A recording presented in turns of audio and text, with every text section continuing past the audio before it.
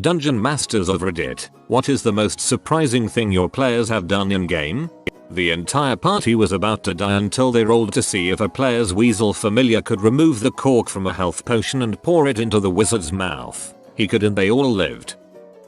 I had a player wish for himself to be turned into a stone block. He'd been sent back in time somehow. I forget exactly how, as this game happened in 1996 and was trying to find a way back. So he figured he could stand where the party was when he got sent back in time, wish himself to be turned into a stone block with a message chiseled on it reading "wish for me to be turned into" character name. His logic was they'd find the stone block waiting on their approach and his character would use his wish to change him back before being sent back in time. So, I did that. Then I said to him, "Why didn't you just wish to go back to your own time?" He said, "Oh, I didn't think of that," and he was duly laughed at by everyone.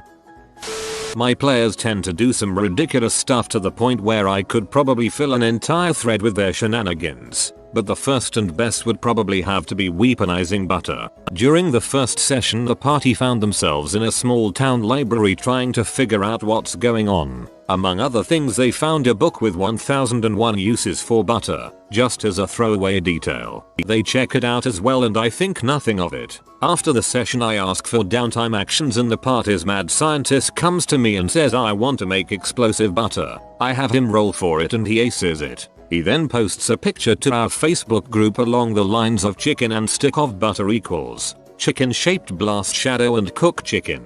The rest of the group runs with this, and it leads to an ever-increasing spiral of butter-related weaponry and paraphernalia. Buying a cow to secure their own supply and hiding it in their basement. Adding some herbs and spices to the mix and creating the basting grenade. After building a BPG, a different player took a skill specialty in food-based weaponry. This of course deserved an equally weird response in kind. See, this kind of abuse of butter didn't go unnoticed, namely by the butter deity herself, Paula Dean. She waged a campaign of harassment against the party for infringing on her domain, eventually culminating in summoning a skyscraper-sized sentient corn on the cob to crush them. In the lore of this world, butter is now a highly controlled substance, and the French have become the most formidable military power in the world. Even when telling non-butter related stories from this game, I can only ever refer to it as Butter Game.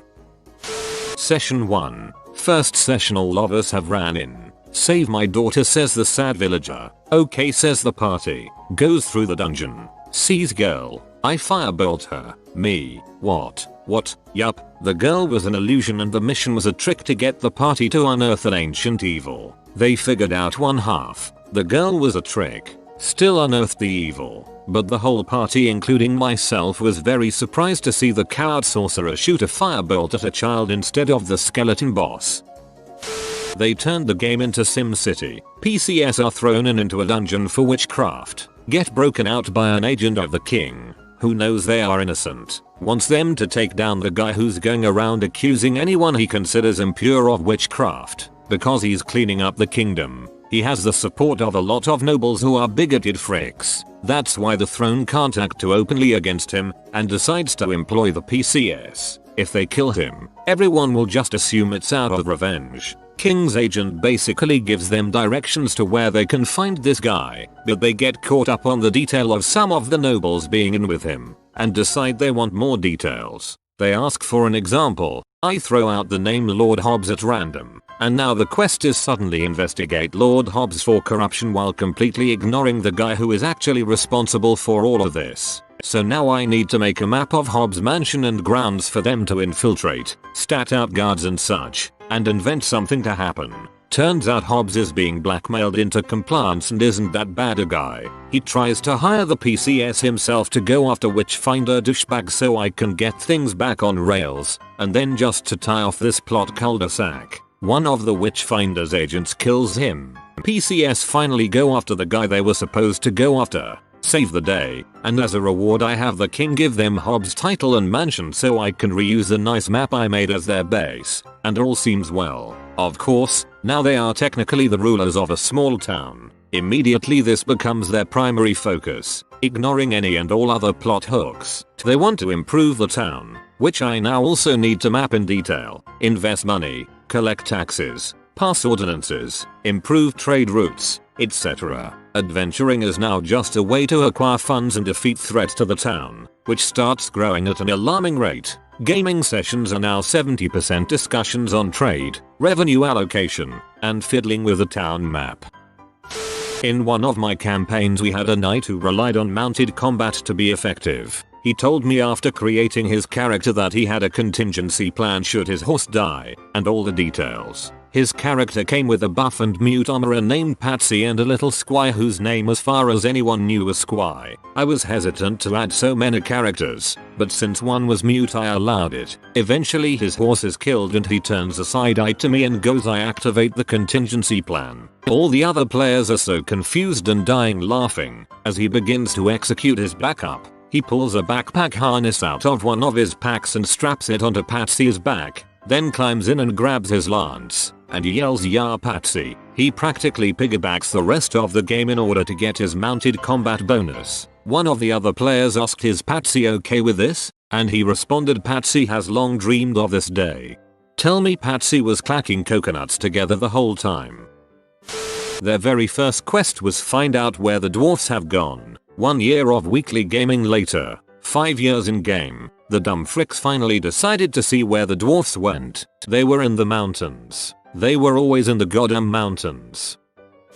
Recently they were sneaking through a goblin nest when the ranger felt the foot of a sleeping goblin gently rest against her. It was meant to warn the players that the hollows surrounding them were filled with goblins and that they should continue to be careful. She says, "I reach out with both hands and choke it to death."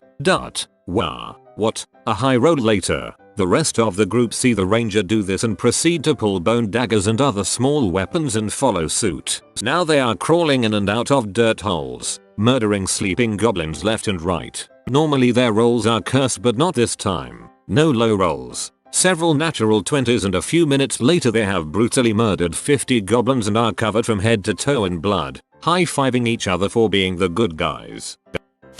One of the early plot hooks was an excommunicated priest having a vision of an angry bear guarding a cave. They got into a debate reminiscent of the swallow coconut debate in Monty Python about whether a bear can properly be said to be angry. They eventually decided to look for the bear, not to investigate the vision, but to see what an angry bear looks like.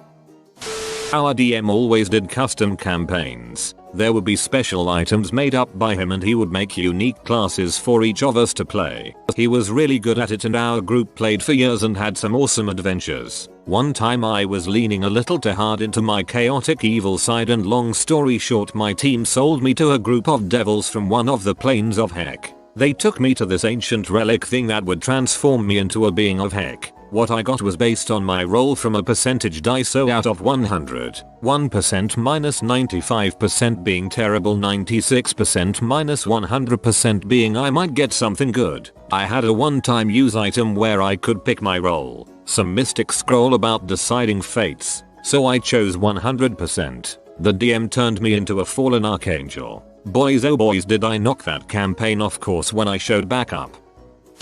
I would like to sniff the door handle. You don't detect anything unusual. I would like to lick the door handle. It tastes like regret.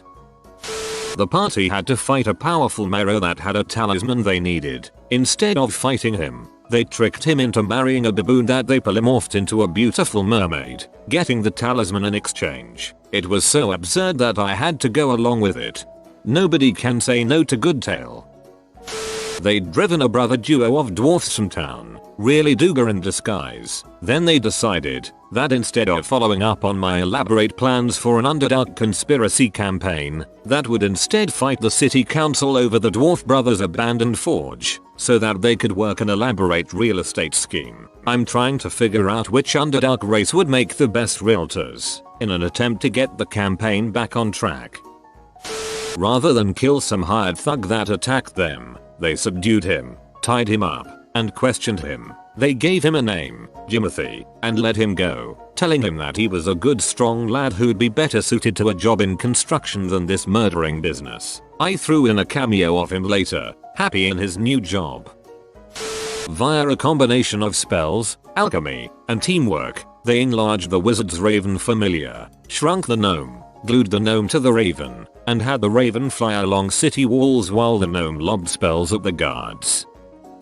My players once pooled all of their cash at about level 4 to buy a tavern and retire instead of following the plot any further. That was it, campaign over. They decided to play medieval fantasy It's Always Sunny. Player: I cast death spell, ME. Great. Do you target the cultist swinging the golden ritual sickle, or the one holding the screaming baby? Player: I target the baby, me. Can't sacrifice a living infant if the infant is dead. Guys got a solid plan TBH. Failed the simplest puzzle I have ever made, instead choosing to trial and error their way across a floor covered in pressure plates. I had a campaign last for 2 years once. The world I had created, called Adrigal, had been cursed with an undead plague by the god of the dead as a sort of loophole to grow more powerful than his deity brethren. The curse didn't hold though, and the PCS saw humankind return to normal, except for them. They remained undead, and since they existed in a state of neither living nor dead, they soon realized that they were the only ones who could stop this from ever happening again. We had friends come and go. Dear NPCs died. PCS grew stronger and closer. We had funny moments and sad moments. Moments of dire frustration and confusion. We had invested hours of our lives getting to know these characters. Then the day came. Having slain death itself, they had one loose end to tie up, a void dragon threatening to assimilate the material plane with the ethereal plane. It was quite literally a battle of gods, and I remember it like it was yesterday. The battle was hard fought and most of the level 16 party was down to single digit HP once the beast was dead. Having dispatched the universe's greatest foe in his own domain, all that was left was to go back home. But there is a catch. The portal back to the material plane can only be held open from the ethereal side. One of them had to stay back. At this point I'm getting choked up. Even though I had planned this for more than 2 years. The only female in our party starts to cry, then all the guys lose it. Our withered oracle, Cedar, speaks up and says he will do it, having seen a prophecy of sacrifice early in the campaign. He thought it was destiny. The room falls silent. Then our rogue speaks up. I don't know about everyone else, but if Cedar isn't coming, then back there, the material plane, isn't much of a home at all. I am like bawling at this point. In the end, the saviors of the universe chose rather to be banished from their home world, forever to be trapped in the ethereal plane, than to abandon one of their friends. As the portal slowly closed, and they watched their dimension slowly sink out of view, our bard flicked a coin through the crack in reality. It was like a thing for him to flick a coin at anyone he had saved helped. We are playing another campaign now, set in the same world, and as long as I live, as long as Adrigal exists, if you look up to the northern sky on a clear night, you just might be able to make out the faint glimmer of a golden star. Sailors and navigators often use it for traveling purposes, and it goes by many names. Most call it the token of heroes though. Star Wars game. Gambler gets shot, medic fails his role and declares him dead. Party makes their escape, leaving his body. I tell player to make a new character. He isn't dead but he will be out until they can do a rescue. He grins. Not dead. We need some alone time. 8 daikon and force point equals new Imperial intelligence agent. He spent the next year screwing the group and the alliance from the inside. He took being left behind super personally. When the party figured out the source of all the crappy luck, I thought he was going to die laughing. They were all so mad. I gave my players a little more free will than a typical story arc, just to see what would happen. They inevitably went evil, ransacking every town, becoming a roving band of bandits, torturing key NPCs for info. When they got to a major city they couldn't walk through the main gate because of the bad reputation they gained. So they snuck in, took the king hostage, and launched him over the walls from a catapult claiming the city. When they finally met the main antagonist of my story arc, instead of killing the Dark Lord joined the party because the party gained an incredibly evil reputation. It was a hilarious story arc. I want to gouge out his eye. You don't have a weapon on you. I'll use my thumb. So I roll for unarmed I guess. They became obsessed with a random loom I threw in as flavor text. Our Sork crit failed his arcana check on it, which convinced him that it was the loom of great portent. Demonic rites were performed on it to help them make decisions and carted it around everywhere they went. They started a band called the Lumineers. Their secret society was called the Illuminati, the Fellowship of the Loom to Outsiders. Loom puns for days.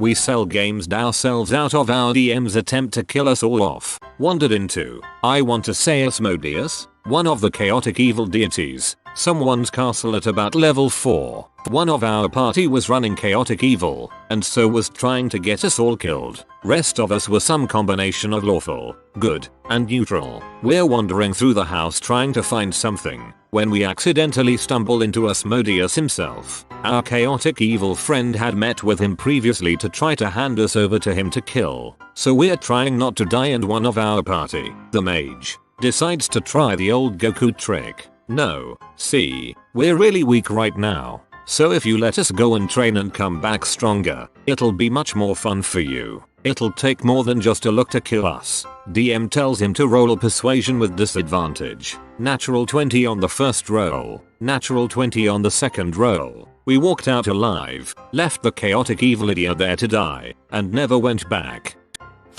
I was deeming for my mom and grandma. They got hungry and butchered and ate a hobgoblin. I was so shocked I had no idea how to react. I guess, technically, it's not cannibalism for an elf and a half-elf to eat a hobgoblin. It was only surprising the first time, but I had a friend who always played a cleric. Every single time, his character would buy the largest mount he could get, an elephant, usually. Then he'd ride it to death, make dry rations from its meat, animate it, fit it with heavy bedding and travel around and comfort from inside its, now padded, ribcage. Basically a cross between an RV and a tank. The party discovered an ancient ruin containing a massive relic that could open portals to other planes. The idea being it was like the castle in Mario 64, and they'd have various dimensional adventures while discovering the disturbing secrets within the ruins. Here's what actually happened. 1. Open a portal to the plane of alcohol. 2. Build a pipeline out of the plane of alcohol. 3. Set up a distribution center. 4. Take over the national alcohol market by undercutting competition thanks to their low cost of supply. 5. Establish a monopoly on all liquor. Great. Then IT got weird. 6. Defeat an evil alchemist experimenting with undeath. 7. Discover his formulas to turn living people into mindless undead. 8. Put the formula into the alcohol supply. 9. Acquire an army of undead alcoholics. 10. Use the army to fight the fricking lich that they ignored for the whole goddamn campaign. My players one time managed to totally miss the huge fire elemental on guard as they flew into a valley. After it successfully snuck up on them, the bard revealed he spoke Ignan and managed to befriend it. During an adventure to an elven city, one of my players started a sundial wristwatches pyramid scheme. Sub managed to pull it off with high charisma rolls. Now it's a running joke throughout the campaign. Everywhere the party goes is a sales opportunity for sundial wristwatches. Inspiration to us all. Not sure if my DM will see this thread, so I can tell the story from a player's perspective. We were running Curse of Strahd and we were nearing the end. We were in the final castle and had found a teleporter type magic device with a bunch of predetermined destinations based on small gems and cryptic hints. Based on the hints, we had narrowed down that there are 2 possible options that would take us directly to Strahd's tomb where we would have the drop on him. We were basically decided when I, the druid, decided to read way too much into the other clue. I made a long, overly interpretive argument for why it was the other one, and I genuinely thought it was. I had all but one party member convinced, but since we voted on it he went along with us. We made our choice. DM asks, are you sure? Never a good sign. He sighs and I see him turn back many pages in the Strahd book we were running through. We essentially teleported to the other side of the world. The campaign takes place in a small region, but we literally could not have been further from where we previously were. Not only that, but we teleported to the end of a dungeon, so we had to do it backwards. We are standing outside the final boss room and we accidentally extended the campaign another 2 months because I thought I was the only one clever enough to unravel a hint that wasn't nearly as cryptic as I thought. One of our players made a huge point about not wanting to hurt kids. They were on an assassination mission but told not to stir up politics. Well, they got there, killed a few guards, then stumbled into a little kid's room. He wasn't older than 5. They made sure he was safe and okay and then left him in the room. Finally they found the Lord's room. Inside he and several of his house servers were killed with a political rival's name carved in their foreheads. Their best short notice plan was to cut all their heads off and burn the place down. No one remembered the kid until the next session. Hard guilt was had all around. This is Diamond SpongeBob. He only appears every 200,000 videos. Subscribe for good luck. If you are new to the channel, you can subscribe. I publish new videos every day. Until then, check another video, or don't. Either way, have a great day you magnificent people.